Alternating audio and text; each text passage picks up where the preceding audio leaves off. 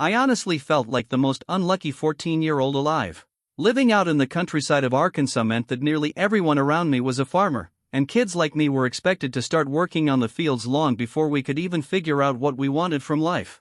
Only a handful of parents believed school was worth the trouble, and mine definitely weren't part of that handful. My dad never owned land of his own. Instead, he bought produce from other farmers and tried to make a profit by selling it at the market. I had a younger brother named Toby, who was 10 at the time. By 14, I was already in high school. Though I didn't fully grasp the value of education, I knew deep down that I wanted something more than just becoming another farmer in the fields. But 2 days after my birthday, my dad crushed that dream into dust. He called me into his room and announced that my time in school was over. He said he had already arranged for me to work on a friend's massive farm as hired labor. I was scrawny, weak, and nowhere near as physically strong as the other kids my age, which I blamed partly on how poorly my parents fed Toby and me. Still, my opinion didn't matter. I wasn't given a choice. That was the day I kissed my education goodbye. On my very first day at the farm, I collapsed from exhaustion. Everything went blurry, and when I came to, there was chaos all around. The farm owner himself carried me back home and explained what had happened to my parents. Instead of showing concern, they only focused on how quickly I'd be back at work. My dad even told his friend not to worry, I'd be ready to return the very next day after some rest. Hearing that broke me, but thankfully, his friend stepped in. He told them flat out that he wouldn't let me work there again. He didn't think I was fit for the job and didn't want to get into any kind of trouble if something worse happened. My dad tried to argue, but his friend refused and left. For the next few days, my parents were furious with me, acting like I had embarrassed them. Toby watched everything in fear, already realizing this was the same fate waiting for him in a few short years. My dad tried to find me another job, but word spread fast in small communities. Everyone had heard how I passed out on the farm, and nobody wanted to take the risk of hiring me. That's when being home started to feel unbearable. My parents seemed irritated by my very existence. If something went wrong in the house, I was the one blamed. They cut down my food portions, yet still accused me of eating too much. With how much they nitpicked, it almost felt like the only thing left to complain about was the fact that I was breathing their air. After weeks of this, I figured maybe going back to school would be better than just sitting at home doing nothing. One evening, I worked up the courage to suggest it. I walked into their room, and the disgust on their faces hit me before I even opened my mouth. My dad barked at me to get to the point, so I explained that I thought returning to school would be a smarter way to use my time. Before I could finish, my mom slipped off the bed and walked behind me. I didn't even see it coming, the slap landed so hard I saw stars. She warned me to shut my mouth or she'd deal with me. She claimed I was too weak to help the family when it came to hard work, but somehow always had energy for school. Then she turned to my dad and said she'd been right all along, that I had faked fainting just to avoid working on the farm. That's when my dad laid down the ultimatum. He told me I had 1 week to go out every day and find someone willing to hire me. If I came back empty-handed, he'd kick me out of the house. I tried, I really did, but nobody wanted me. At the end of the week, he kept his word. I thought they would just keep ignoring me like usual, but they had bigger plans. I was blindsided when Child Protection Services showed up at our door. My parents had reported that they couldn't take care of me anymore and wanted CPS to move me into foster care or an orphanage. The caseworkers came to see if my parents were telling the truth or if they were just trying to wash their hands of their responsibilities. I sat there listening as my parents spun their story, talking about how business was bad, and all I could feel was disbelief at how easily they were discarding me. CPS said they couldn't just drop me into a foster home right away. First they had to check whether any living relatives would take me in. My dad immediately named his cousin, Uncle Jeff, who lived in the city, but he admitted they hadn't spoken in years and wasn't sure Jeff would want me.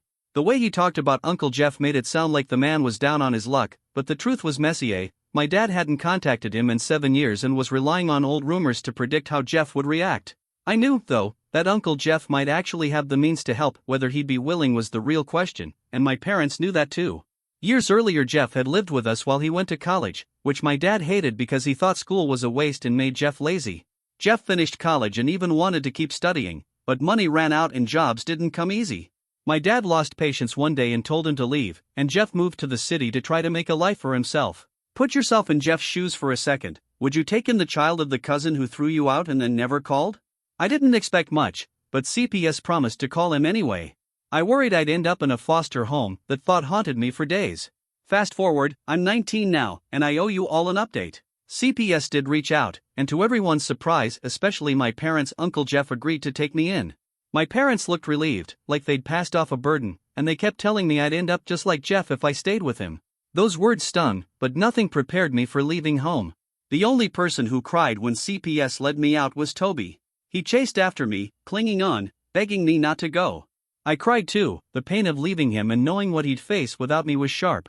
My parents didn't put on a scene, they knew better than to give the CPS any hint of how cold they were, but I was sure Toby would get a beating when they realized he tried to stop my departure. We drove to Uncle Jeff's place and, at first, I assumed his warmth was performative, meant to show the caseworkers he was a responsible relative. But after 5 minutes alone with him, the kindness felt real. He took one look at how thin I was, called me skin and bones, and fixed me a meal that I'd never tasted in my life. If my parents called that a failure, I'd happily be that failure forever. I finished everything on my plate and he quietly brought me seconds without asking. I slept that afternoon like I hadn't in years. When we finally talked, Uncle Jeff shook his head as I told him my side. He said if it were up to my parents they'd have simply dumped me and left, but that would have been abandonment, and CPS would have come down hard. He put me back in school right away. Jeff didn't have kids, heartbreaks in life had pushed marriage off his list, and he joked about surrogates someday, but for now he was focused on building a stable life and his finances. 2 years passed. My parents never checked on me, which wasn't surprising, but Uncle Jeff let it bother him enough that he wanted to confront them. One day he took me with him, his car had broken, so we took a taxi, and when we arrived, Toby was the one who opened the door. Seeing him made me realize how good Jeff had been. I'd gone from skin and bones to someone who was actually fed and looked after. Toby, though, hadn't changed much. He was still thin but excited to see me. Toby didn't say much when we showed up. He just stood at the doorway smiling nervously until my dad called out, asking who had come. Toby quietly stepped aside so Uncle Jeff and I could walk in. The first words came from my mom, and her tone dripped with sarcasm. She asked if Uncle Jeff was already tired of me, implying that I was nothing more than a burden anyone would grow sick of carrying. That cut deep, like a knife right through me. Thankfully, Uncle Jeff didn't let it slide. He shot back immediately, telling my parents that I looked healthier and stronger because I was finally being cared for, proof of their failure as parents. My dad dismissed it, saying the only reason I was thriving was because I was sucking Jeff dry of resources. He told him to take me and leave if he had nothing better to say. Uncle Jeff called him shameless and signaled for us to go. As we walked out, my chest felt heavy and my legs didn't want to move. Toby never said a word to me the whole time, and I knew why. Our parents must have filled his head with warnings to keep his distance. Even now, at 19 and in college, I can't stop worrying about Toby. Deep down, I know he'll never get the life he deserves as long as he stays under our parents' roof. Update 2. It's been about 3 weeks since Jeff and I last visited my parents, but yesterday I went back on my own. Truth is, I hadn't been myself ever since that first visit, and Uncle Jeff noticed. The second he asked me what was wrong, I let it all out. I told him my parents were the reason for my constant unease. Toby had big dreams, but they'd never let him chase them because school wasn't something they valued. On top of that, my relationship with my brother felt broken, and that wasn't something I could accept. Uncle Jeff agreed Toby's situation was sad, but he said nothing could be done as long as he lived with our parents. To me, the solution seemed simple: get Toby out, just like they got rid of me.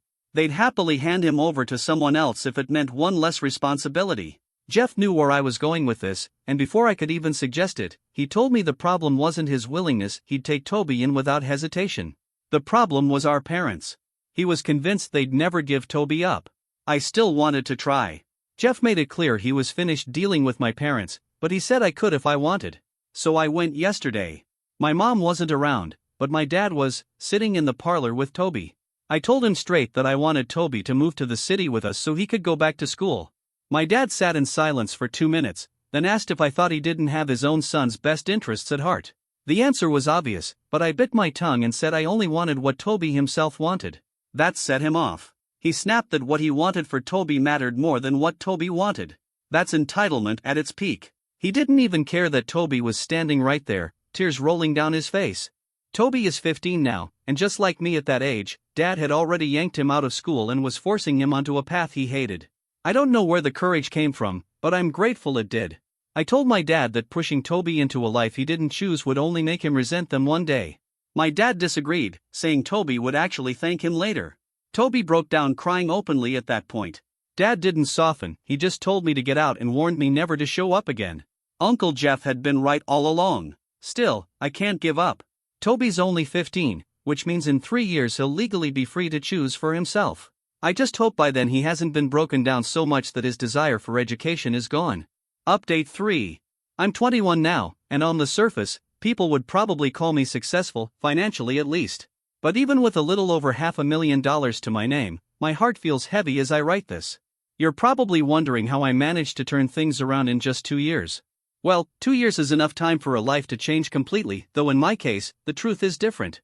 My so-called success isn't really my doing at all. After that last encounter with my parents, Jeff and I lived quietly.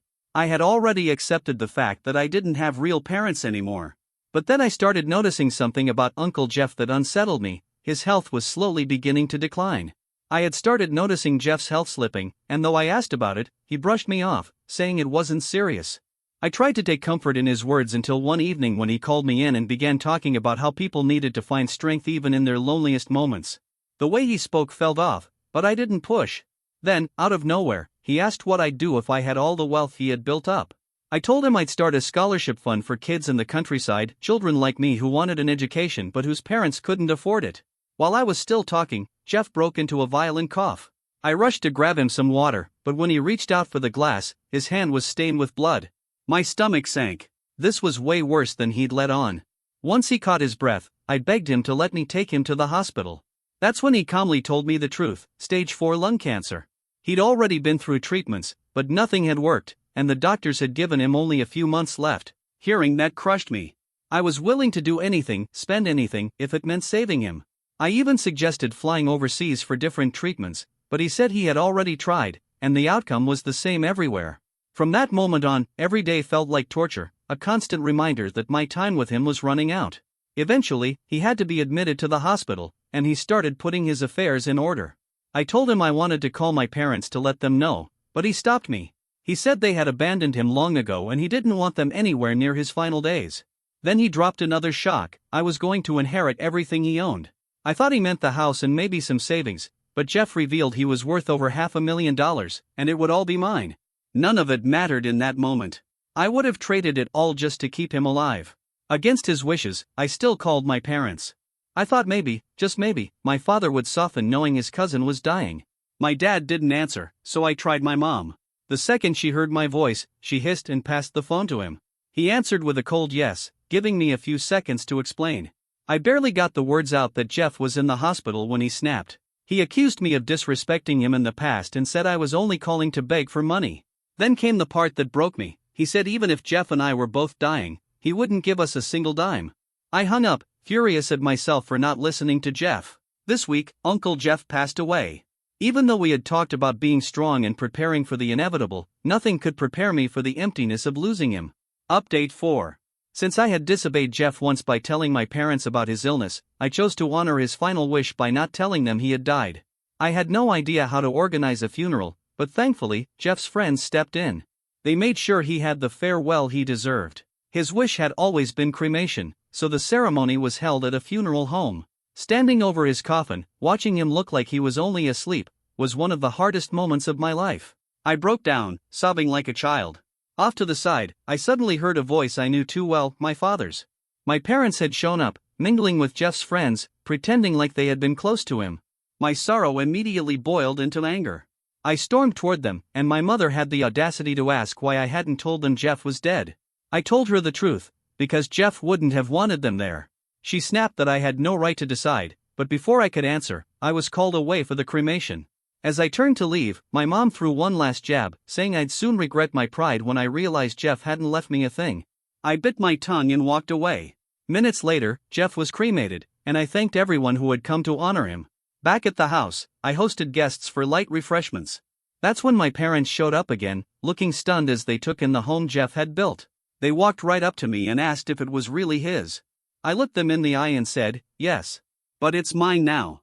My mom's jaw dropped. When I added that Jeff had also left me $500,000, the room went silent.